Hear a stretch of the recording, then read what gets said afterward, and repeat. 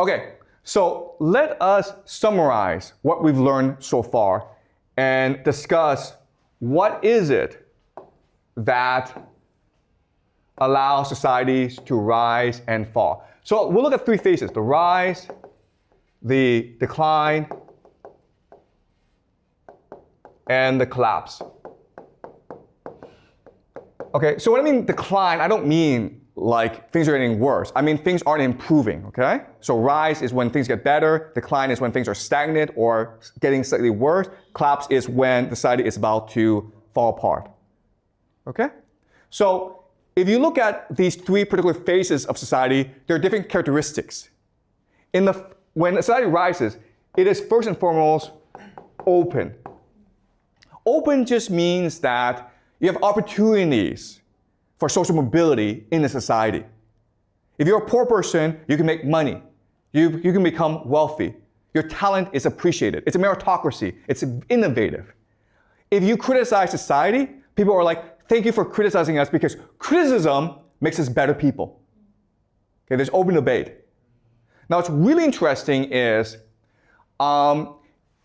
most young societies are open societies, okay? So, for example, in 1950s, America was a democracy, right? China was communist. But, this is really interesting, in the 1950s, they were both open societies. You could criticize leaders. In fact, you were encouraged to criticize leaders. China was as democratic back then as the United States, okay? So it's not about political systems, it's just about what stage you are in social development. So if you're young, you're going to be open, you're going to be democratic, you're going to be meritocratic. You want to learn, so you will listen to criticism, okay? That's the first great characteristic of a society on the rise. It's openness. But when you reach a decline phase, guess what? Society becomes bureaucratic. Okay? Bureaucratic. Why? Because if we go back to this model, as a company loses more and more money, the managerial class is concerned with maintaining their jobs. So they become bureaucrats. Okay? They have to prove their worth. So they create a lot of paperwork. They make everyone follow the rules. Society becomes more and more bureaucratic. Then in the collapse phase, society becomes authoritarian. Okay? Before decline is about following the rules. Now it's just rule by force. Okay? But there's another way of saying this. In the rise phase, what matters is the consent. Okay? So these three groups, the elite, the middle class, and the people, they're all working together to improve society. There's consent. But when you hit the decline phase, now there's deception. And then when you hit the collapse phase, it's coercion. So let me give you an example. Let's just say we are in the rise phase, right? Well, we want to go to lunch. So we discuss where we go to lunch. I want to go to McDonald's, but you guys want to go to Pizza Hut or KFC. We have debate, and then eventually we vote, and whoever wants to go, like the majority wins, okay? That's the consent phase. When we hit the decline phase, deception, I'm the teacher, so I say to you, hey guys, let's go to McDonald's because Wang Fei will be there, or Jack Ma will be there, or it's free hamburgers today, okay? I'm lying to you to get what I want. And then in the collapse phase is, I say to you, I'm the teacher and I will beat you up if you don't listen to me. Okay? So in the rise phase, what matters first and foremost is unity of the people. We're all working together. There's empathy. There's concern for other people. I want to be your friend. We need to work together to make society better, okay? But in the decline phase, it's really about stability. It's about making sure that society maintains a status quo. Okay? When we reach the collapse phase, it is survival. Screw you. I want to live, and if I have to kill you, I'll kill you. All right? So this is a map that shows us what happens when society rises, declines, and collapses. Now, what's really interesting about this is the timing, okay? So if you actually look at societies, the timeline, it goes like this, okay? There's a steep rise, the decline is slow, and the collapse is sudden.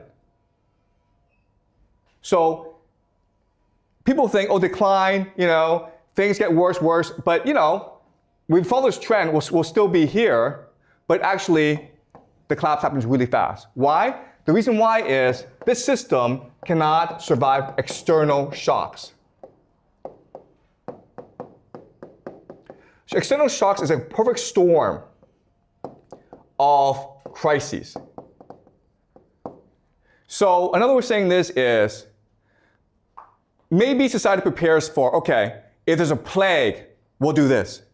If there's a climate crisis, we'll do this. If there's a drought, we'll do this. If there's a war, we'll do this, okay? But what society is not prepared for is these things happening all at once.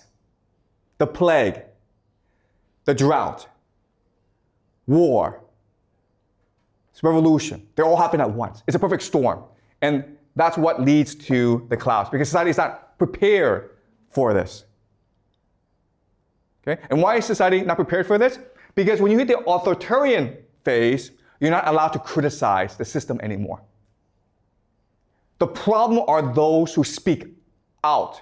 The problem is those who point out the problems of society. In the rise phase, those who criticize society are the heroes. They are appreciated. They are rewarded. In the collapse phase, those who speak out are the enemies of society. And therefore, society cannot be prepared for any external threats, which leads to its collapse. Any questions? Okay, so this is the analytical model that we're working with. And again, we're going to apply it to the present, and then we're going to apply it to the past. Okay? So with this analytical model, what we can do is make certain predictions about the future. So I will make these predictions.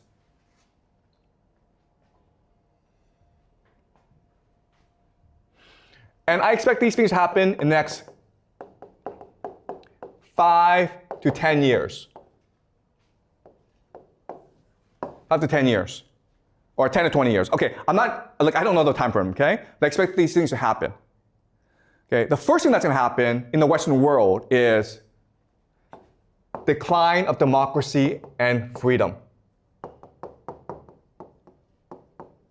So remember, in the rise phase, society is democratic and open and meritocratic. But as you move on, it becomes more bureaucratic and ultimately authoritarian, okay? So we will see the United States, Europe become much more authoritarian. You will see a collapse of democracy and freedom in these nations. And already we're seeing this happen in the United States, where Trump is using more and more military to resolve issues. Right? So that's the first prediction. And this is going to happen throughout the Western world. Second thing is economic collapse. So as people have less and less right to speak up, they feel less invested in the system, they're less willing to work. Therefore, you have economic collapse. People don't believe in the system anymore. Okay, the system is in crisis. This will lead to immigration. The government is like, you know what, if the people don't want to work, screw them, let's bring in immigrants to do the work. Okay, let's replace our population. But the people are not going to sit back and take it, right? This leads to civil war.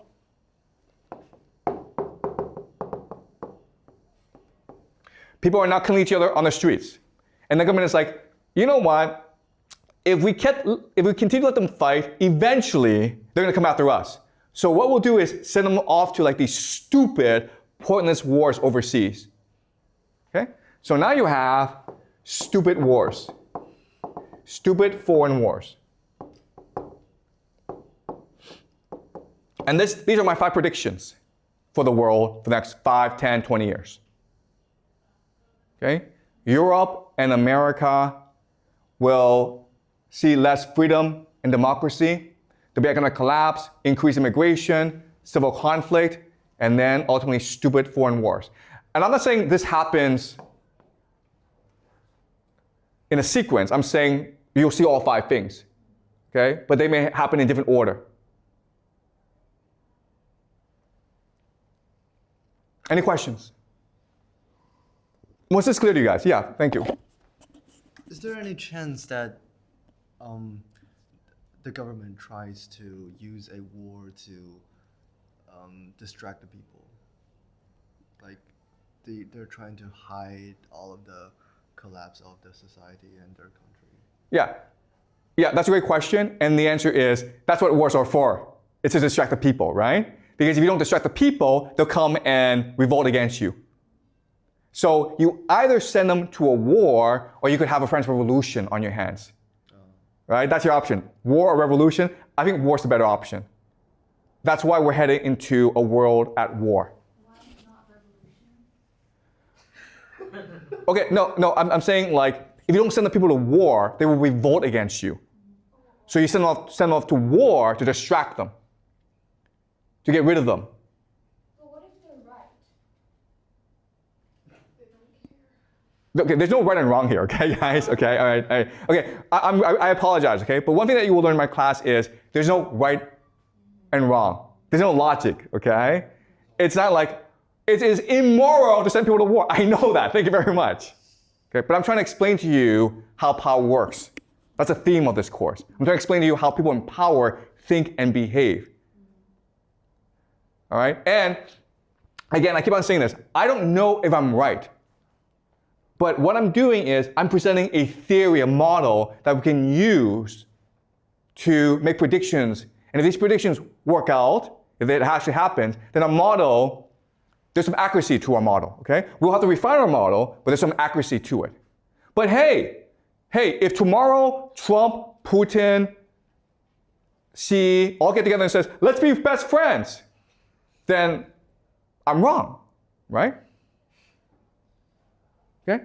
So that's what we're trying to do in this class. We're not trying to argue what is right, what is wrong, what is just, because quite honestly, it doesn't matter, right? Morality doesn't matter here. It's about power. We're trying to understand how the world works. And if we do that, then maybe we can work together and build a more just world. But first we need to figure out how the world really, really works. Okay? Any more questions?